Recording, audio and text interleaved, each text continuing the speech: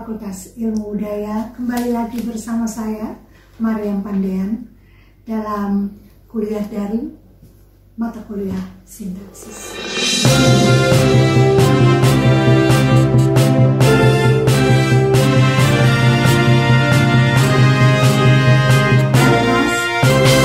Pertemuan kali ini saya langsung akan menganalisis kalimat seperti yang saya janjikan pada pertemuan sebelumnya. Ini untuk mempermudah kalian memahami bagaimana caranya kita menganalisis konstruksi kalimat. Seperti yang saya jelaskan sebelumnya bahwa ketika kita menganalisis konstruksi kalimat, ada 3 bagian yang akan kita kerjakan. Yaitu yang pertama, kita akan menganalisis kalimat itu berdasarkan fungsi. Kemudian yang kedua, berdasarkan kategori. Dan yang ketiga, berdasarkan peran semantis. Tapi untuk pertemuan kali ini kelas, kita akan fokus dulu pada bagian analisis untuk fungsi. Ya, kita langsung saja ya. Saya akan memberikan satu contoh kalimat. Nanti dari contoh kalimat itu kita akan belajar menganalisis kalimat tersebut. Kalimat yang akan saya buat begini. Pemerintah menerima bantuan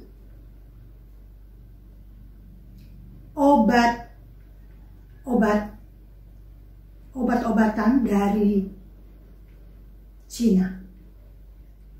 Nah, kita lihat bersama bahwa kalau kalimat ini, pertama yang kita harus cermati ada berapa konstituen. Yang pertama tentu kita lihat konstituen yang pertama adalah pemerintah, konstituen kedua adalah menerima, konstituen ketiga adalah bantuan obat-obatan, dan yang keempat dari Cina.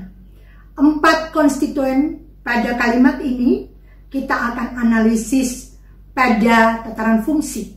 Ya. Nah, mulai ya, kita lihat untuk konstituen yang pertama pemerintah, tentu subjek. Kedua, menerima, predikat. Ya, betul, predikat. Yang ketiga, konstituen ketiga, bantuan obat-obatan. Apa kira-kira ini? Apakah dia objek atau pelengkap? Karena yang lalu-lalu kita pernah mendiskusikan ini bahwa Anda mengatakan sulit membedakan objek dan pelengkap, tetapi teori sudah saya berikan. Toh? Nah, sekarang bagaimana kita menentukan apakah ini objek atau bukan? Apakah dia pelengkap? Ya, tentu objek ya. Kenapa? Dikenali pada predikat verba, aktif, transitif. Oke, objek. Dan yang terakhir pasti sama. Keterangan. Betul. Ya. Nah, kita lihat bersama bahwa pada kalimat yang pertama ini, pemerintah menerima bantuan obat-obatan dari Cina, kita lihat pola urutan ini adalah SPOK. Nah, kelas, perhatikan baik-baik. Tadi kita dibingungkan, ya, ketika menentukan konstituen objek. Tetapi ingat baik-baik bahwa ketika kita mau memutuskan itu konstituen objek, kita mengenal dulu predikat. Karena kita kembali pada teori, kalimat itu pasti penandanya adalah predikat. Nah, kalau subjek, tentu dia merupakan konstituen wajib kedua hadir. Yang wajib pertama adalah predikat. Sehingga tidak dapat lagi kita sanksikan konstituen subjek dan predikat. Yang kadang-kadang membingungkan ini adalah konstituen objek. Ini yang harus kalian tahu karena kedepannya nanti ada begitu banyak kalimat yang kompleks. Ini kebetulan kalimatnya adalah kalimat tunggal. Kenapa? Predikatnya hanya 1. Nah, sekarang kita melihat bahwa pola urutan SPOK ini memang standar untuk kalimat atau untuk konstruksi kalimat bahasa Indonesia. Sekarang bagaimana keyakinan kita bahwa objek ini adalah benar-benar objek, ya, supaya tidak diragukan lagi. kita gampang saja mengetes ini, konstituen objek ini. Nah, objek ini benar-benar dia objek apabila posisinya boleh menggantikan subjek, tetapi predikatnya harus dipasifkan. Mari kita lihat. Jadi kita pindahkan ya, kita pindahkan. Bantuan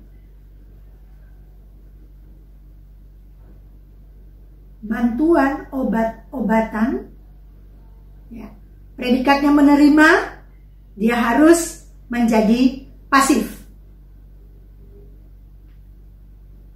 Diterima pemerintah dari Cina. Ya, mari kita lihat. Kita analisis fungsinya pada kalimat yang kedua yang predikatnya verba pasif. Bantuan obat-obatan ini menjadi subjek, diterima adalah predikat, pemerintah adalah objek, dan dari Cina adalah keterangan. Mudah kan? Hanya kita melihat pada predikat verbanya itu. Kalau kita mau mencari tahu benar atau tidak konstituen objek itu, cara mengetesnya ini. Kita pindahkan ke depan. Kalau kalimat itu berterima atau gramatikal, berarti kita sudah benar posisi kita. Nah, kita lihat ya. Pada kalimat yang kedua, ketika kita memutar atau kita menempatkan tadi posisi objek menjadi subjek dan kalimat itu menjadi pasif, konstruksinya tetap sama. S, ya, pola urutannya S, P, O, dan K. Sekarang, perhatikan analisis yang ketiga, kita melihat posisi keterangan. Posisinya paling dinamis sehingga bervariasilah kalimat itu. Ya, dia boleh berada di depan untuk membuktikan ya. Dia boleh berada di tengah dan dia boleh berada di belakang. Mari kita coba pada penempatan yang pertama, kita pindahkan di depan ya. Dari Cina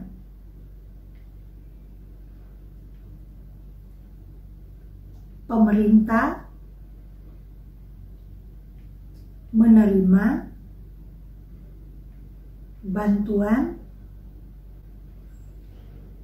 obat-obatan. Berterima kan kalimat ini? Ya, kita lihat. Dari Cina adalah konstituen keterangan, pemerintah adalah konstituen subjek, kemudian menerima adalah predikat, kemudian bantuan obat-obatan adalah objek.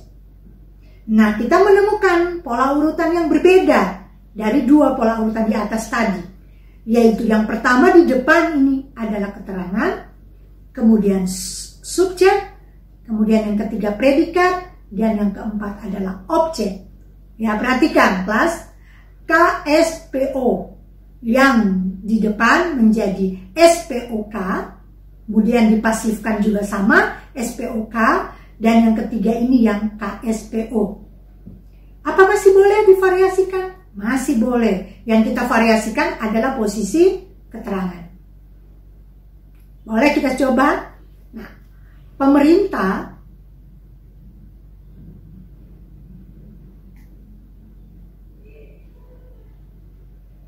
menerima dari Cina bantuan obat-obatan. Kita lihat, pemerintah adalah subjek, menerima adalah predikat, dari Cina adalah keterangan, bantuan obat-obatan adalah objek. Variasi yang berikut pola urutannya menjadi S, P, K, O. Nah, begitu caranya ketika kita menganalisis dari tataran fungsi. Silakan kelas membuat kalimat-kalimat lagi yang lain Ya, kemudian Anda mencoba melatih kemahiran Anda di dalam menganalisis pada bagian atau aspek fungsi. Ya, terima kasih. Sampai berjumpa lagi. Tetap semangat.